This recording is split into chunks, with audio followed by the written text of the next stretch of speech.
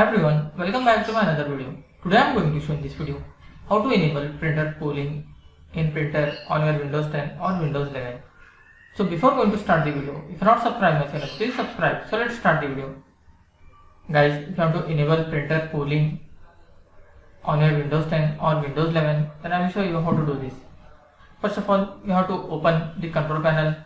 Just click on the search menu, then type here control panel. Click on the control panel. Here you will find view by as category. If you are not seeing this type of,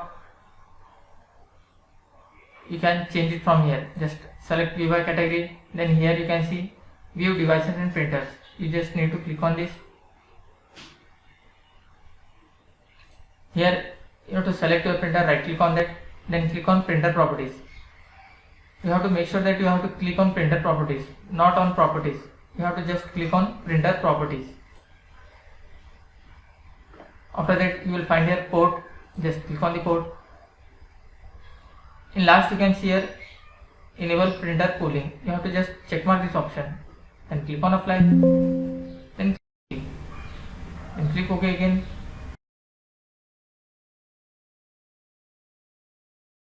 Click on apply. You can see it should be multiple port. I am using only single port. If it is connected to multiple port, this option will be not asked. Just click OK and click OK again and close this window. That's it guys. So in this way you can enable printer pooling on your Windows 10 or Windows 11. Thanks for watching. Hope if you like this video, please like, share and don't forget to subscribe.